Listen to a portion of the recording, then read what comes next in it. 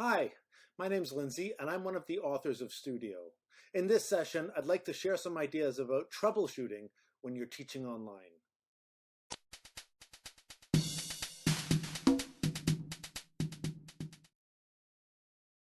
So, for the past year, I, like many of you, have been working from home, like from here in this room.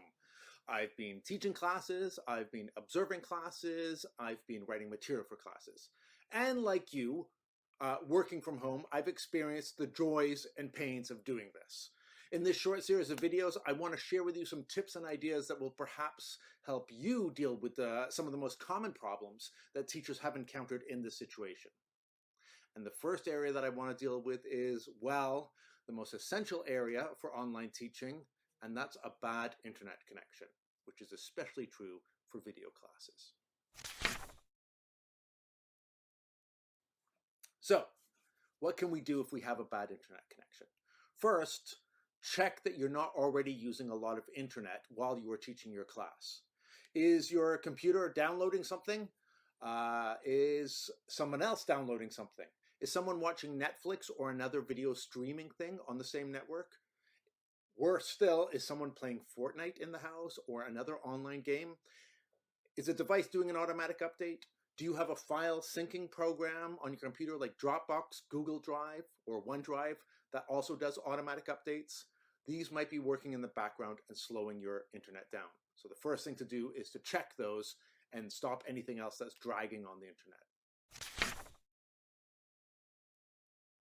Second, are you teaching with a browser, an internet browser open, which has many windows or tabs open on it?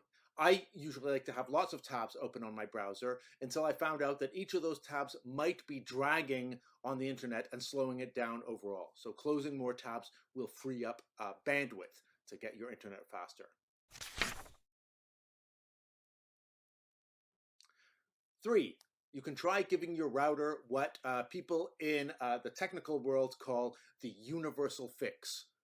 Turn it off, wait for 30 seconds, and turn it on again. Even better, unplug it and leave it for a minute before plugging it in and turning it on again. This way you reboot the software in the router. Speaking of routers, you may want to check it. When did you buy it?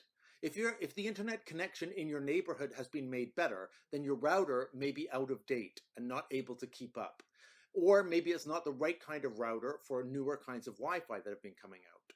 Basically, if you're teaching online in 2021 and you're using a router from 2008 or 2011, then that could be part of your problem. Where is the router? Ideally, it should be in the center of where you live. It shouldn't be covered with other things like towels or clothes or on a bookshelf behind books. You may need what's called a Wi-Fi extender if you're working in a big house and the signal isn't reaching where you are. But really, that shouldn't be happening because if you're working doing online classes, ideally you are very close to the router, or even better, plugged into it with an Ethernet cable. If you're suffering from bad internet, hopefully some of these suggestions can solve or at least improve your situation. But of course, you're only part of the equation here. Your students also need to improve their internet if they're not able to connect to the video classes properly. Maybe it's worth sharing with them some of these tips.